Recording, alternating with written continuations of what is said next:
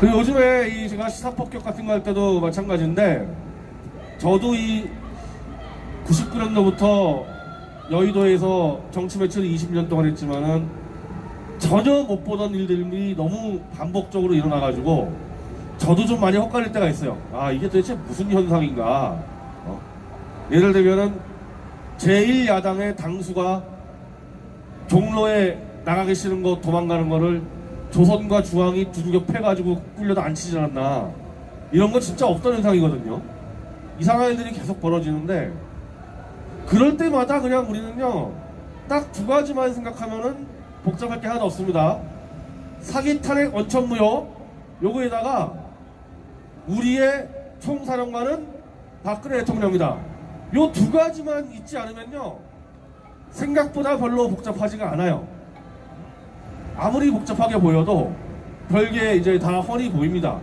요즘에 제가 잘 맞춘다 정치 현상을 그러는 게, 잘 맞추는 게 딴 게 아니라 사기, 탄핵, 원천무효, 우리 총사령관은 박근혜 대통령이다. 요 두 가지 기준을 갖고 있기 때문에 제 눈에 잘 보이는 거예요. 아무리 사기를 치고 쇼를 해도 훤히 보여요. 자, 조선의 양상훈 주필이 황교안을 두들겨 팼습니다. 장수가 도망가서 무슨 싸움을 하냐? 아예 그냥 박살을 냈어요. 그 다음날 바로 중앙일보에서 공천관리위원회가 황교안에게 최후 통첩했다. 종로 안 나가려면 집에 가라. 딱 기사 두 방에 그렇게 도망다니던 황교안이 종로에 무릎을 꿇었습니다.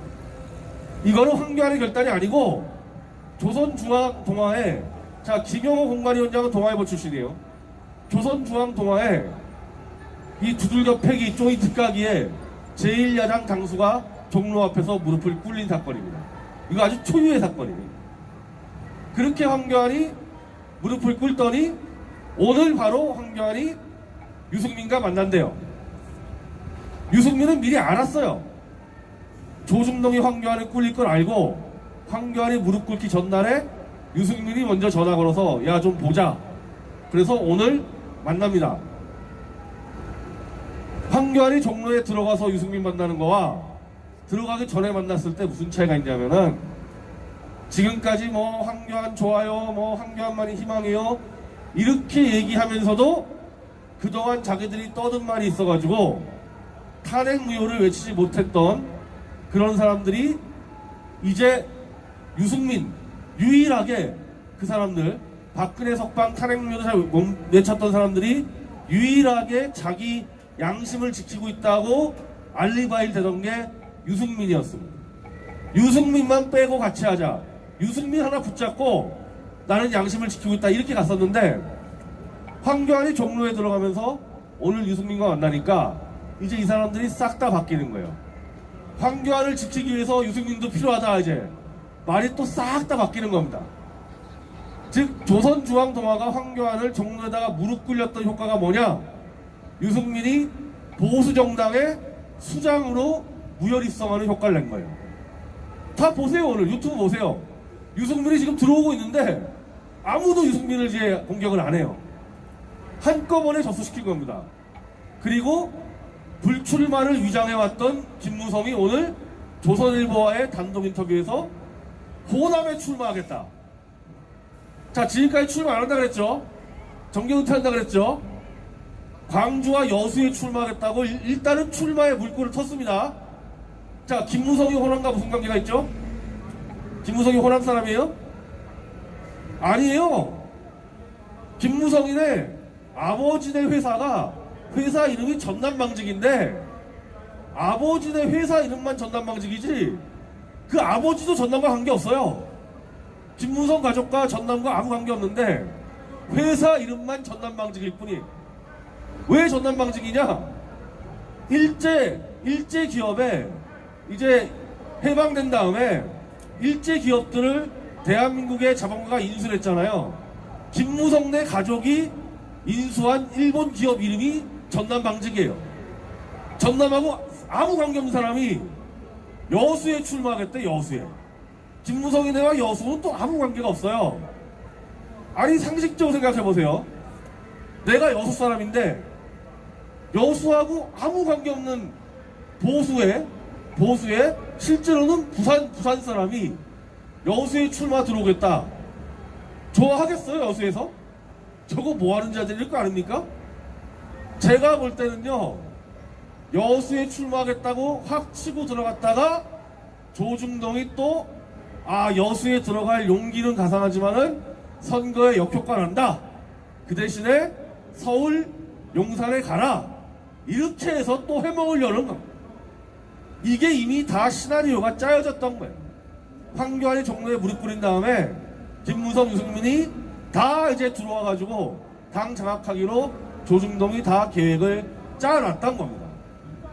그리고 그러기 위해서 그 자들이 가장 지금 두려워하는 게 박근혜 대통령이 옥중에서 편지 한 장 쓸까봐, 옥중에서 뭐 정당을 창당하자 그런 편지 쓰지 않을 거지만은 박 대통령이 옥중에서 탄핵은 전면적으로 사기였고 나는 결백하고 나는 여기서 끝까지 싸우겠다. 요 편지 들어올까봐 지금 벌벌벌 떨고 있는 게 조중동과 유승민, 김무성 등입니다. 저들은 이제 자기들이 작전 짠 대로 다 됐는데 그거 하나 남은 거예요. 박 대통령이 치고 나올까봐 이제 저들의 최종 목적은 박근혜 대통령을 총선에서 못 들어오게 막는 거. 그것만 막으면은 자기들 계획대로 다 진행이 되는 겁니다. 그래서 저는 훤히 보여요. 마치 박 대통령 위하는 척, 탄핵 무효하는 척하는 자들이 중심이 돼서 아주 교묘하고 교활하게 박 대통령을 총선판에서 완전히 배제시키려는 그런 공작이 제 눈에는 훤히 보입니다. 그 탄핵 세력의 앞잡이들인데 약간 위장하고 있는 거죠. 탄핵 무효처럼. 그래서 그 특공대가 조직이 돼가지고 박 대통령 총선 개입만 딱 막아버리면은 그렇게 해서 탄핵의 진실은 완전히 지하로 묻어버릴 수 있다. 그런 공작들이 벌어지고 있습니다. 그런 얘기하는 사람들 별로 없죠. 그래서 만민공동회와 시폭을 잘 보셔야 돼요. 지금 제만 해도 저같이 얘기하는 사람이 안 보여요. 저같이 얘기하는 사람이. 그나마 좀 간파하고 있는 사람들이 공화당에서 나온 저기 지금 친박시당하는 우리 예전 애국당 동지들, 그 정도가 지금 좀 파악을 하고 있는 겁니다. 근데 그러면은 박근혜 대통령이 이거 모를까요? 박 대통령이 하루에 편지를 500통 받는데요. 그 500통 후에는 아마 한 400통 정도는 의원 편지고 100통 정도는 정세 분석 보고서 편지일 겁니다. 저도 하루에 편지를 한 10통 받았는데 한 7통 정도는 의원 편지고 3통 정도는 각종 신문기사, 유튜브 방송 다 정리해서 보내주는 분들이 있어요. 저는 뭐 신문하고 KBS 뉴스도 봤지만 대통령 정도는 지금 100여 통 이상의 각종 신문, 뉴스, 스크랩, 유튜브 보고서 이런 것들을 보고 있기 때문에 신문하고 방송을 안 봐도 손바닥처럼 지금 훤히 파악하고 있을 겁니다. 저들이 아무리 계략을 짜도 대통령 편지 한 방이면 판 없는다는 거 충분히 알고 있을 거예요.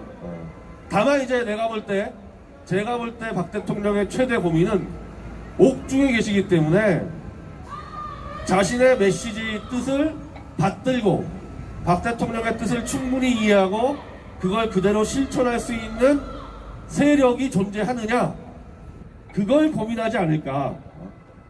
본인이 아무리 딱 줘도 그걸 악용하고 자기 이름을 팔고 그렇게 해가지고 뒤통수 치고 해먹는 자들이 지금도 막 나오고 있는데 그걸 박 대통령이 어떻게 신뢰할까? 저는 그 불안감은 있을 거라고 봐요, 박 대통령이.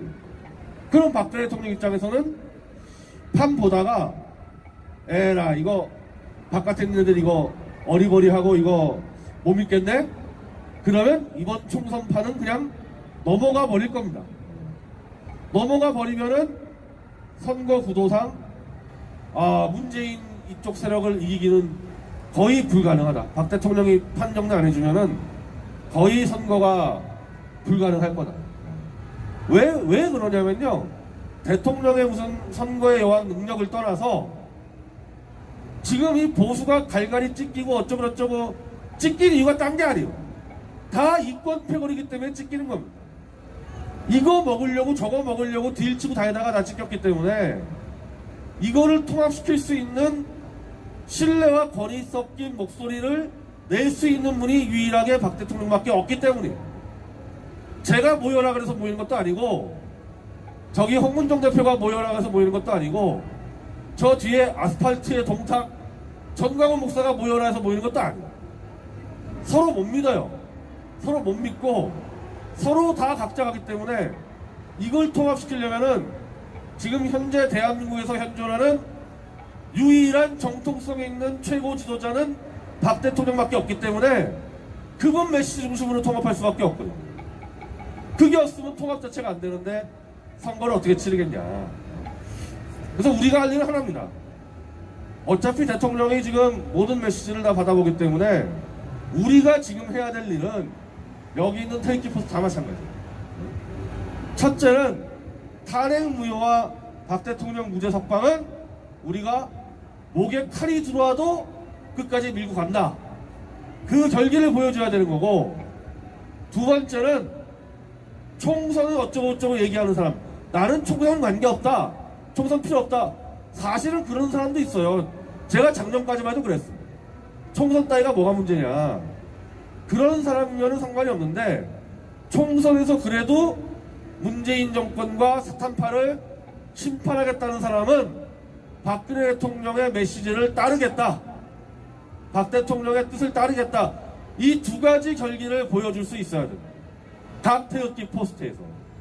그렇게 해서 박근혜 대통령이 마지막으로 나라를 구하기 위해서 한번 자기의 모든 정치적 생명을 걸고 승부를 걸 수 있는 터전을 만들어주는 게 우리 목표 아닙니까?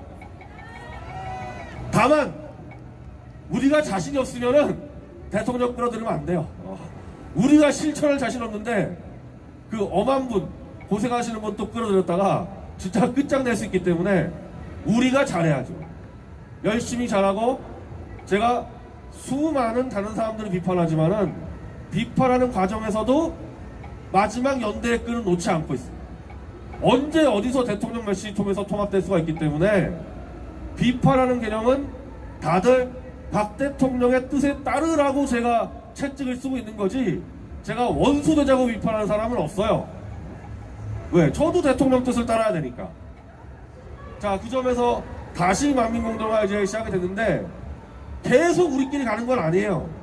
계속 우리끼리 가는 건 아니고 언제 어디서 또 우리 동지들과 또 합쳐서 갈 때도 있습니다.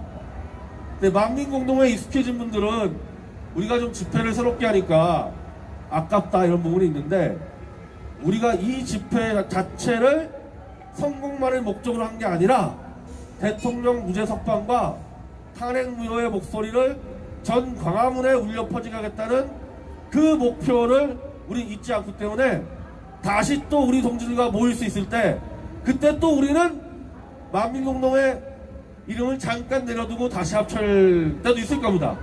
네, 그때를 꼭 이해해 주시고, 하여튼 시간은 많습니다. 아직 시간은 충분해요. 지금 조중동이 판 짰다고 신나 있는데 그 판 순식간에 무너질 수 있습니다. 순식간에. 자, 이제 결전의 날이 다가오고 있으니까 우리 하던 대로 두 가지 원칙, 탄핵 무효, 무죄 석방, 제1원칙. 두 번째 원칙 뭐죠? 박 대통령이 우리 최고 지도자다. 요 두 가지 잊지 마시고 그대로 가면 우리 승리할 수 있을 겁니다, 여러분들. 감사합니다.